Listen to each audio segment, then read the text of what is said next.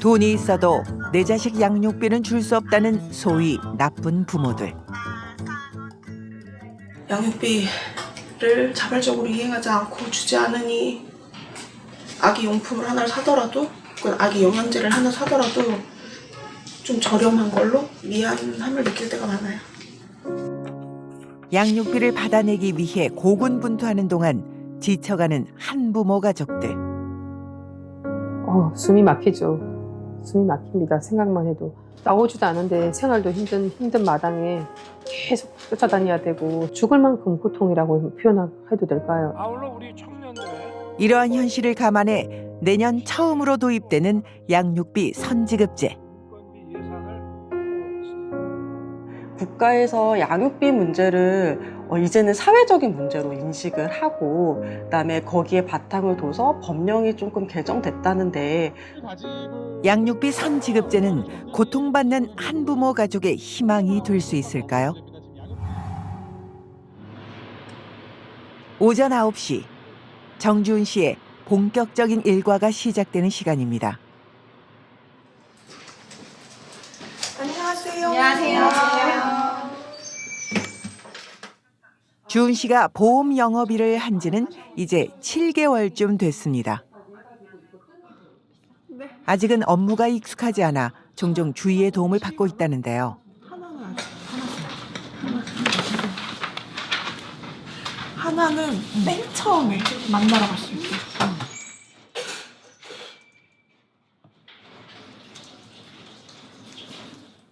낯설고 힘들지만 워킹맘 주은 씨를 버티게 하는 힘. 바로 딸 지유입니다. 혼자 아이를 양육해야 하니까 수입이 있어야죠.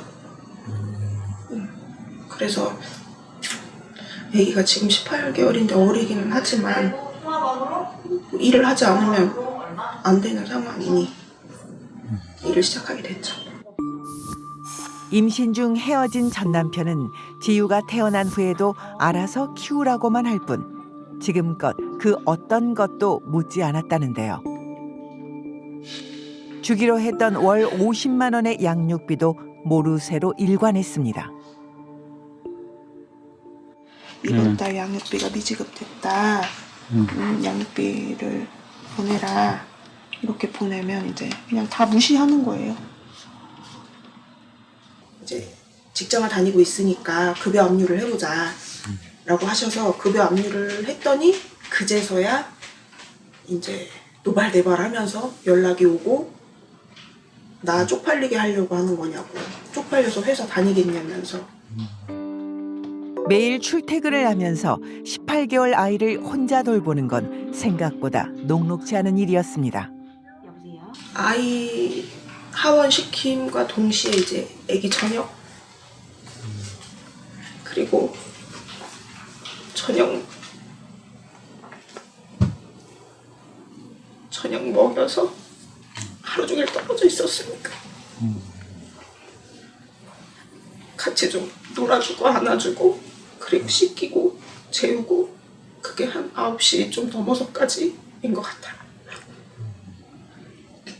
그리고 아기 재우고 나면 그때서 이제 저 밀린 집안일 하는 거죠. 그러면 뭐 12시 다 돼서야 저도 이제 잠드는 거고. 되게 고단하시겠어요. 그쵸. 힘들죠. 서러움 때문이었을까요? 고단함 때문이었을까요? 주은 씨는 한동안 눈물을 멈추지 못했습니다. 아이가 좀 어느 정도 컸으면 모르는데 크지 않은 상황에서 혼자 이렇게 일도 하고 가장의 노릇하면서 일도 하고 엄마의 노릇도 해야 되고, 그런 모든 자리를, 모든 부분을 혼자 감당을 해내면서 저렇게 무던히도 이렇게 지내고 있는 모습들을 보면 같은 여자로서 많이 안타깝고 좀 많이 힘겨울 것 같긴 해요. 네. 혼자 생계와 양육을 다 책임지다 보니 경제적으로 늘 빠듯합니다. 식사 안 하세요? 밥도 안 먹고 일을 하고 그래요. 아침에 든든히 먹고 왔습니다. 웬만하면 점심 식사는 건너뛴다는 주은 씨. 한 끼에 10,000원이 넘어가는 비용이 부담돼서인데요. 점심도 포기한 채 들여다보고 있는 건 아기용품들입니다. 심플푸드 기저귀서부터 아기한테 꼭 필요한 유산균이나 비타민 정도, 그리고 이제 아기가 밥을 먹으니까 쌀도 좋은 걸로 보게 되고, 안 그래도 지금 쌀도 이제 다 떨어질 때라. 모든 부모들이 그렇듯 아이에게 좋은 것만 해주고 싶지만 따라주지 않은 현실에 주은 씨는 속이 상합니다.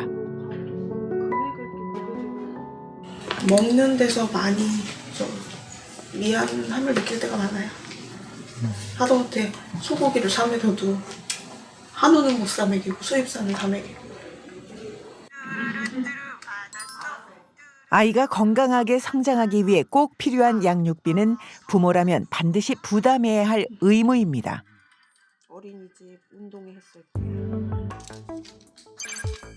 하지만 고의적으로 양육비를 지급하지 않는 이른바 나쁜 부모들이 늘며 6, 7년 전부터 처벌이 강화되는 추세인데요.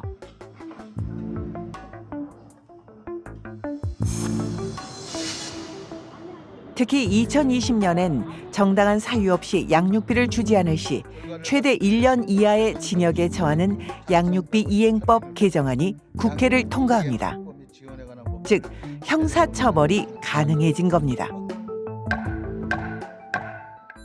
2021년 이전에는 양육비를 지급하지 않는 경우에 최대 처벌은 어떤 게 있었을까요? 감치라고 해서 법원에서 그 사람을 구치소에 30일 이내의 기간 동안 넣어버리는, 그러니까 한마디로 이제 감옥에 넣어버린다고 보시면 되는 거죠. 근데 다만 그 기간이 이제 30일 이내라는 그 짧은 제한적 기간이었습니다. 근데 이 형사처벌은 최장 1년까지 가능합니다.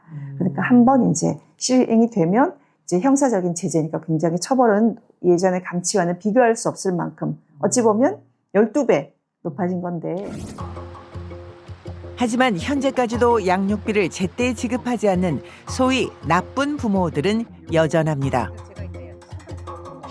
강민서 씨가 결혼 생활의 종지부를 찍은 건 아들이 돌을 넘긴 무렵이었습니다.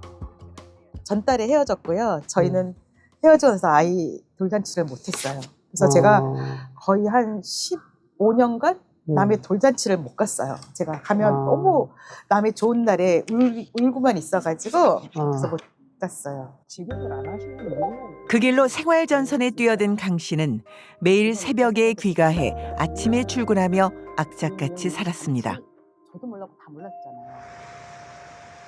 하지만 전 남편은 돈을 보내기는커녕 연락조차 잘 닿지 않았습니다. 제가 재산 명시도 했었고요.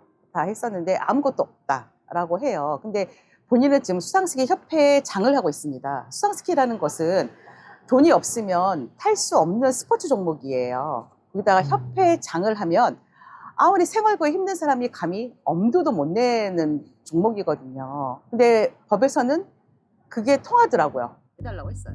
전 남편을 상대로 한 양육비 관련 소송만 29번을 치렀을 정도로 피를 말리는 시간이 이어졌습니다. 통장 압류도 다 했었어요. 했는데 통장에 해당 일원이 없어요. 해당 사항이 다 없대요.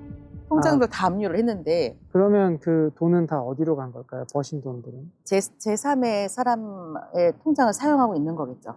이것도 어쨌든 위법이잖아요. 그러니까 왜 자기 자식의 돈을 안 주려고 왜 위법한 생활을 갖다 생활하고 있냐는 거죠. 소송 숫자가 하나씩 늘어날수록 강 씨는 더 많은 시간을 매달려야 했는데요. 그러는 사이 아들은 어느덧 26살 성인이 됐습니다. 강철 같아 보이는 그녀지만 아들 이야기엔 금세 목이 메어옵니다. 언젠가 아빠 사진을 보고 있더라고요. 한번 절대 걸린 적이 있었는데 내 아이가 그리운 거죠. 근데 그 아이의 그 그리움을 어떻게 다 표현해요. 그러니까 아빠는 그거 모를걸요. 강 씨가 오랜 세월 다툼을 이어온 것도 전 남편에 대한 괘씸함보단 아빠로서 최소한의 책임을 묻고 싶어서입니다. 아빠의 부정을 모르고 자랐고 이 아이가 나중에 가정을 가졌을 때 아빠로서의 역할을 어떻게 또 본 게 없는데 해나갈지 그것도 걱정이 되고 하거든요. 그러니까 제 아이에 대한 권리, 그러니까 그거를 최소의 책임이잖아요. 그거를 책임지게 해주고 싶은 그 마음뿐이었습니다.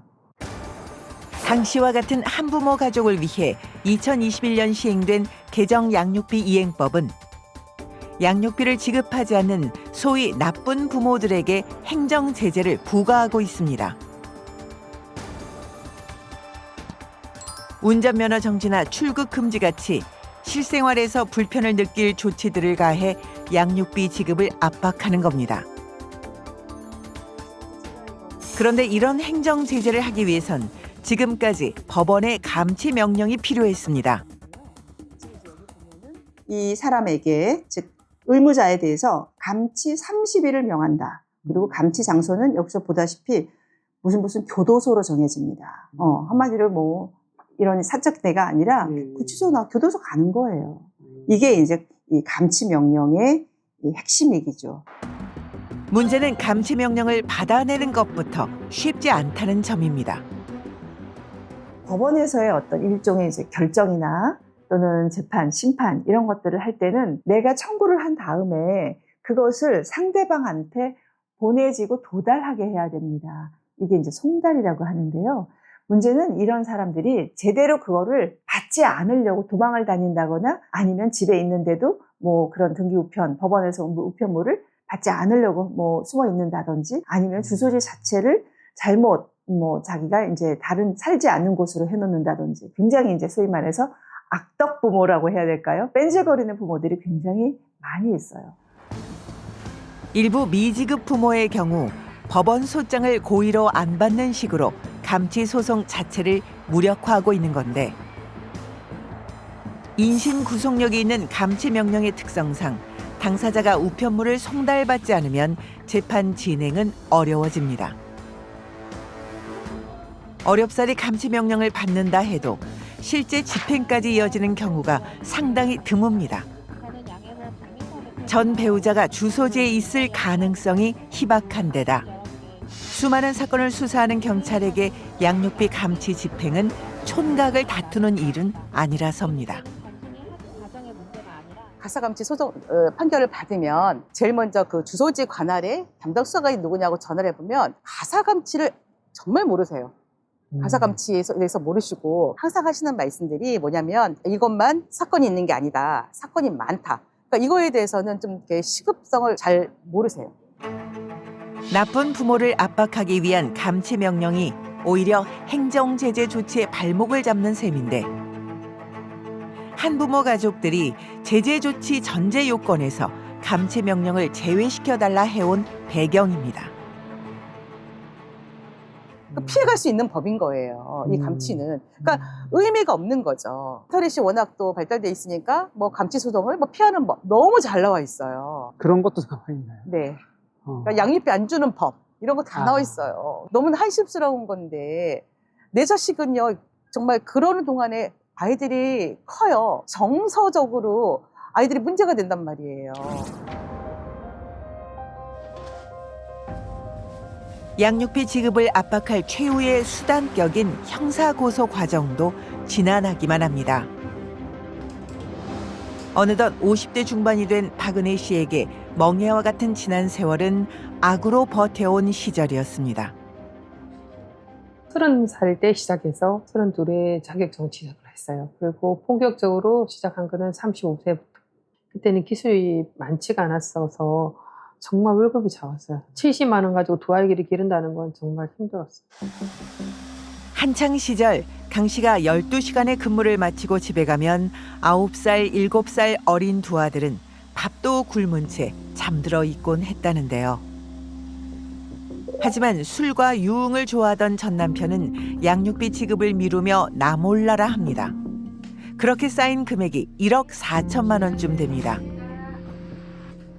이 사람은 지금 전 남편의 부모님한테 재산을 받아서 사업장을 2개를 하고 있고 지금 살고 있는 동거녀, 9년째 살고 있는 동거녀 이름으로 싹 다 모든 걸 빼돌렸어요. 전 남편을 형사 고소하기로 마음먹은 건 더 이상은 방법이 없다고 느낀 후였습니다. 2013년부터 이행명령을 내분했었고요. 재무불이행자, 그다음 재산조회, 재산 명시 모든 걸 다 했었고요. 이런 법적 조치들을 취할 때마다 네. 그 전 남편분은 반응이 좀 어떠셨을까요? 눈 하나 깜짝 안 합니다. 양육 의무를 저버린 비정한 전 남편을 처벌받게 하고 싶었다는 박 씨. 하지만 그 과정은 험난함 그 자체였습니다.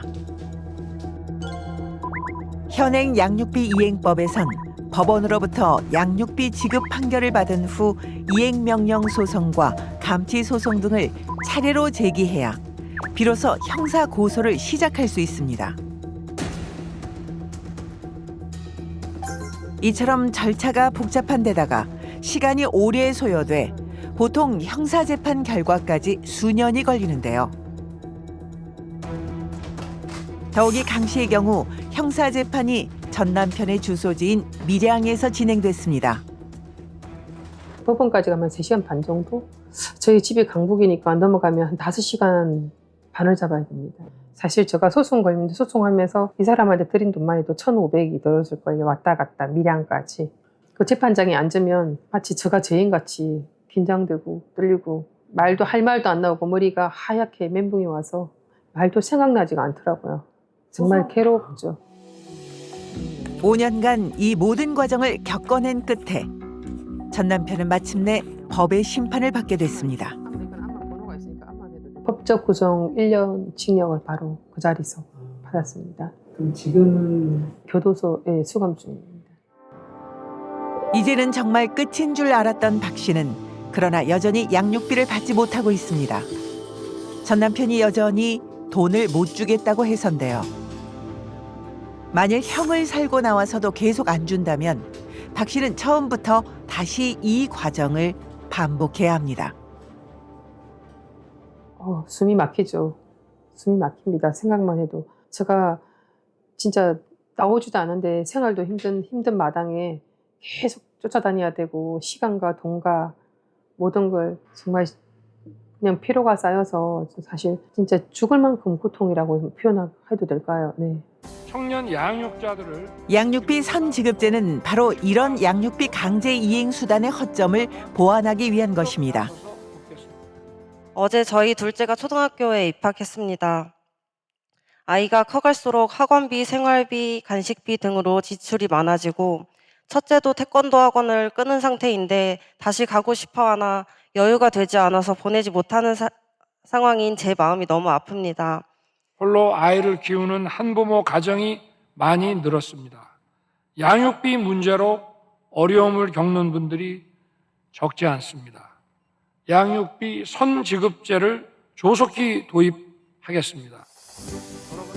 윤석열 대통령의 대선 후보 시절 공약인 양육비 선지급제는 양육비를 주지 않는 나쁜 부모들을 대신해 정부가 일단 양육비를 주고 추후 받아내는 개념입니다. 이를 포기하는 국민이 없도록 먼저 홀로 2자녀를 양육 중인 양육비는 나중에 지급되면 별 의미가 없는 만큼 정부가 우선 양육비를 지급해 아이들이 제때 교육받고 제때 꿈을 키울 수 있게 하겠다는 건데요. 즉 미성년 자녀를 키우는 한부모 가족의 최소한의 안전장치를 만들겠다는 겁니다. 양육비를 지급받지 못한 한부모 아이들 같은 경우는요, 참 많은 것을 쉽게 포기를 해요. 그 한쪽 부모의, 그러니까 성실히 자녀를 양육하는 걸 봐서 안쓰럽잖아요, 자기 부모가. 그래서 참고, 그 다음에 포기하고 그런단 말이에요. 이런 부분에 조금 더 영향을 주지 않을까 싶습니다. 힘든 법적인 절차를 거쳐야 되고, 그리고 어려운 시간과 돈과 모든 걸, 건강과 모든 걸 총체적으로 볼 때는 굉장히 얻는 것보다 마이너스였는데 국가가 대신 해주면은 양육자들은 편하게 아이도 양육할 수 있고 정말 국가가 아이를 보호할 수 있다는 생각에 좀 더 안심하고 자식한테 좀 더 신경 쓰고 많이 써줄 것 같아요, 자식한테. 양육비 선지급제는 이르면 내년 7월 시행될 예정입니다. 현재 준비 작업이 한창인데요. 제작진은 선지급제 실무를 맡은 양육비 이행관리원을 찾았습니다. 네, 양육비 이행관리원은 미성년 자녀를 키우는 한부모 가족들이 자녀를 안정적으로 키울 수 있도록 양육비 상담, 그리고 이제 양육비 이행 청구 및 추심 등 법률 지원, 그리고 한시적 양육비 긴급 지원, 양육비 이행 모니터링 등의 업무를 진행하고 있습니다. 내년 양육비 선지급제가 도입되면 이행관리원은 선지급 신청부터 지급 회수까지 집행 업무 전반을 책임지게 됩니다. 여기가 한시적 양육비 지원부고요. 후에 이제 내년 7월이 되면 한시적 양육비 지원부는 선지급금 업무를 지원하는 것으로 업무가 변경이 있을 예정입니다. 양육비 선지급제는 단순히 현금을 지원하는 다른 복지 제도와 달리 추후 채무자에게 되돌려받는 방식입니다. 대학생 아이와 그리고 셋째 아이가 운동선수 생활을 하고 있고 넷째 아이가 미술을 하고 있어요. 그래서 이거를 버티고 지금은 하고 있지만 한 달 4명 양육비가 적어도 300~400은 들어간다고 생각하고 있어요. 내 아이를 양육하고 있는 신수연 씨는 공과금마저 연체될 정도로 힘들었습니다. 그런데 지난해부터 한시적 양육비 긴급 지원을 받고 있습니다. 첫째는 이번에 대학교를 가서 나머지 아이 3명만 지원금을 받고 있는데 한 명당 20만 원씩 60만 원을 받고 있어요. 2015년 도입된 한시적 양육비 긴급 지원 제도는 선지급제와 마찬가지로 국가가 한시적으로 양육비를 지급하고 추후 비양육 부모로부터 회수하는 사업입니다. 선지급제는 이 한시적 긴급 지원에서 지급 대상과 기간을 대폭 늘렸는데요. 즉 한시적 지원의 확장판이 선지급제인 셈입니다. 한시적 양육비 같은 경우는 중위소득 75%까지 지원 대상인데 선지급제 같은 경우는 중위소득 150%까지 저희가 지원을 해드릴 수 있고요. 그리고 이제 기간도 더욱 연장되어서 한시적 양육비 같은 경우는 최대 12개월이지만 선지급금 같은 경우에는 자녀가 성년이 되기 전까지 18세까지 저희가 지원을 해드릴 수 있습니다.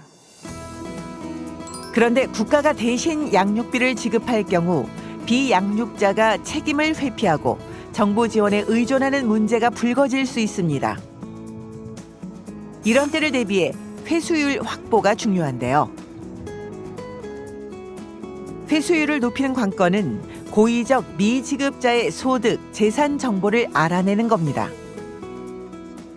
다행히 올해 9월 관련법이 바뀌며 양육비 미지급자의 동의 없이도 금융정보를 포함한 소득 재산 조회가 가능해졌습니다. 기존에도 한시적 양육비를 지급했던 케이스에서는 저희가 채무자에 대해서 그 소득재산 조회가 가능하기는 했었습니다. 이번에 이제 선지급 제도로 이제 법 개정이 되면서 조금 더 범위가 확대되었는데요. 이제 금융정보라든지 가상자산 같은 그런 부분에 대해서도 채무자의 동의 없이 저희가 그런 소득재산 정보를 조사할 수 있게 되었습니다. 선지급제 도입과 함께 양육비 미지급 부모에 대한 행정제재 절차도 간소화됐습니다. 그동안 감치명령 결정까지 비용과 시간이 많이 소요됨에 따라 제재 조치의 실효성이 떨어진다는 지적이 있어 왔습니다. 올 9월부터 이행 명령만으로도 제재 조치가 가능해짐에 따라 대상자가 확대되어 양육비 이행률 제고에 많은 도움이 될 것으로 기대합니다. 기존 이행 명령과 감치 명령의 두 단계를 거쳐야 가능했던 절차를 개선해 현재는 법원의 이행 명령만 나오면 바로 제재에 들어갈 수 있게 된 건데요. 어렵게 감시 명령까지 가는 수고 없이도 나쁜 부모들을 실질적으로 압박할 수 있다는 겁니다. 훨씬 더 그 단계가 축소되고 요건도 간소화된 건 거죠. 그렇기 때문에 이런 경우에 이제 이렇게 되면 이 양육비를 지급하지 않는 사람들에게는 굉장히 이제 일상적인 불이익함 또는 불편함을 이제 계속해서 주면서 양육비를 이제 강제할 수 있는 좀 더 효과적인 수단이 자꾸 만들어지고 또 그것이 간소화되는 것이죠. 이것은 저는 매우 긍정적인 상황이라고 봅니다. 결혼을 해서 살고 못 사는 건 어디까지나 어른들의 문제입니다. 부부가 이혼을 하더라도 자녀 양육에 대한 의무가 사라지지는 않습니다. 모든 아이들은 따뜻한 돌봄을 받을 권리가 있습니다. 그 권리를 국가가 나서 챙기겠다는 약속이 선지급제입니다. 홀로 자녀를 양육하는 한부모 가족이 더 이상 세상의 혼자가 아니라고 느낄 때 응어리진 상처엔 새살이 돋고 건강한 삶은 시작될 수 있습니다.